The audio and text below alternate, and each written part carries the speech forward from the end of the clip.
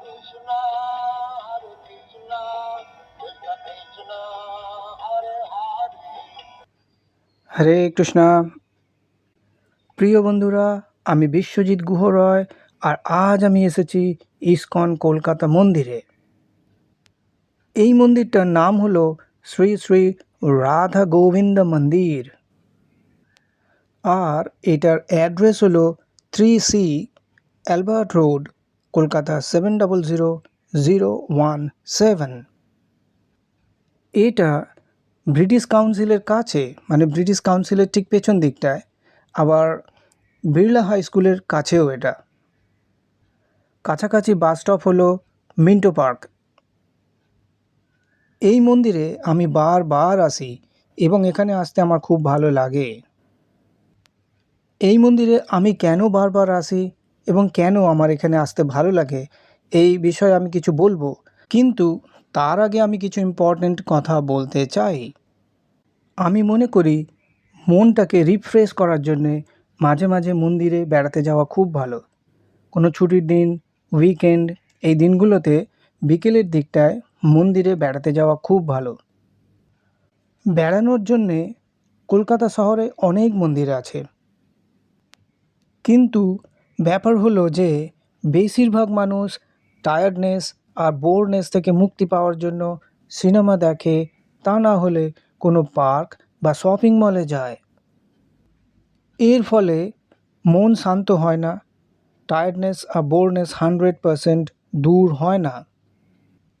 এখন বেশিরভাগ সিনেমাতে, এমনকি টিভি সিরিয়ালগুলোতেও ওই মারামারি, ঠকবাজি, শয়তানি বেইমানি, প্রেমে বাধা, বিবাহ বিচ্ছেদ, সংসারের হাজার হাজার ঝামেলার ঘটনাই দেখানো হয়। আর এই সব ঘটনা দেখলে মন কিভাবে শান্ত হবে? সিনেমা এবং টিভি সিরিয়ালে এটাও দেখানো হয় যে আনন্দ লাভের জন্য মানুষ পার্টি করছে, মদ খাচ্ছে। আবার এটাও দেখানো হয় যে প্রেমে বাধা, বিবাহ বিচ্ছেদ, এসবের দুঃখে মানুষ মদ খাচ্ছে। শপিং মলে যদি যাও, সবাইকে শপিং করতে দেখে তোমার গার্লফ্রেন্ড বা ওয়াইফ কিছু কিনবার জন্য রিকোয়েস্ট করবে। এই রিকোয়েস্ট না মানলে অশান্তি, আর মানলেও অশান্তি।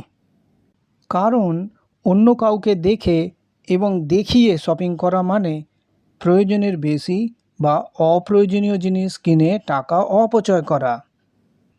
আর বাড়ি ফিরে এসে ঝগড়া, ভুল বোঝাবুঝি এবং অশান্তি। তাহলে কি দুঃখ, টায়ার্ডনেস, আনহ্যাপিনেস বা অশান্তি, বোরনেস এগুলো থেকে কি মুক্তি পাওয়া গেল? না, একেবারেই না, রিফ্রেশ হওয়া গেল না। এর ফলে শুধু মন নয়, শরীরেরও অনেক ক্ষতি হয়। আমরা বুঝতেই চাই না, আর বুঝেও বুঝি না। যাই হোক, এবার আমি আসল কথায় আসি যে আমি কেন এই শ্রী শ্রী রাধা গোবিন্দ মন্দিরে বারবার আসি। প্রথম কারণ হলো এখানে শ্রী শ্রী রাধা গোবিন্দ এবং জগন্নাথ, বলরাম, সুভদ্রা মাতার সেবা হয়। এই মন্দিরে শাস্ত্রের নিয়ম মেনেই ভক্তি, শ্রদ্ধা, ভালোবাসার সাথেই পুজো করা হয়।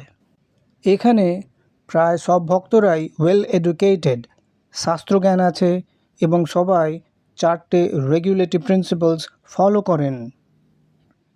এখানে প্রতিদিন ভগবানের ড্রেস চেঞ্জ করা হয়, সুন্দর সুন্দর গয়না আর ফুল দিয়ে সাজানো হয়। বাজার থেকে ফুল কিনে এনেই সরাসরি ভগবানের সেবায় লাগানো হয় না। প্রথমে শুকনো ফুল এবং নোংরা লেগে থাকা ফুলগুলো বাদ দিয়ে ভালো ফুলগুলোকে ধুয়ে কোল্ড স্টোরে রাখা হয়। প্রত্যেক ইস্কন মন্দিরেই কোল্ড স্টোর আছে যেখানে ফুল এবং ফল রাখা হয়। এই শ্রী শ্রী রাধা গোবিন্দ মন্দির অনেক পুরনো মন্দির। এখানে শ্রীলা প্রভুপাদ তিনি যেই রুমে রেস্ট নিতেন, সেই রুম এবং তার ব্যবহার করা জিনিসগুলো খুব যত্ন সহকারে রাখা আছে। এই মন্দিরটার লোকেশনটাও খুব ভালো।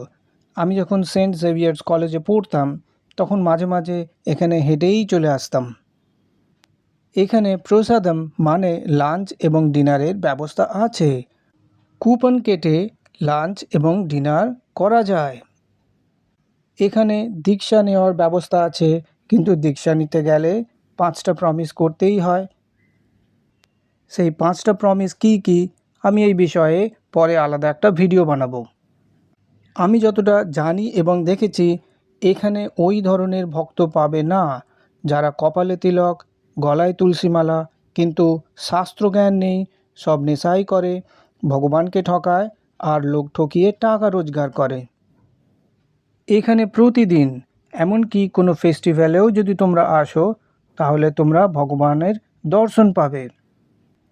কলকাতায় অনেক বড় বড় বিখ্যাত মন্দির আছে, যেখানে আগে প্রণামীর টাকা দিতে হয়, তারপর দর্শন পাওয়া যায়। ওই রকম বিজনেস এই মন্দিরে হয় না। এখানের ভক্তরা ভগবান আর দেবদেবীদের মধ্যে তফাৎ বোঝেন। ভক্তরা জানেন যে ভগবান অদ্বিতীয়, তিনিই পরমেশ্বর, পরমপিতা আর পরম পুরুষ। আমার সব থেকে প্রিয় জায়গা হলো ইস্কন মায়াপুর, কিন্তু প্রতিদিন বা প্রতি মাসে আমি তো মায়াপুর যেতে পারি না, তাই এই মন্দিরেই প্রায় আসি এবং আনন্দ লাভ করি। ভবিষ্যতে মায়াপুরে শিফট হওয়ার খুব ইচ্ছে আছে। বন্ধুরা, তোমরা যারা এখনও এই মন্দিরে আসোনি, মানে এই শ্রী শ্রী রাধা গোবিন্দ মন্দিরে এখনও আসোনি, একবার হলেও এসো আর আনন্দ লাভ করো। তোমরা সবাই ভালো থেকো, মা বাবার যত্ন নিও আর ভগবান সেবা করো। হরে কৃষ্ণা।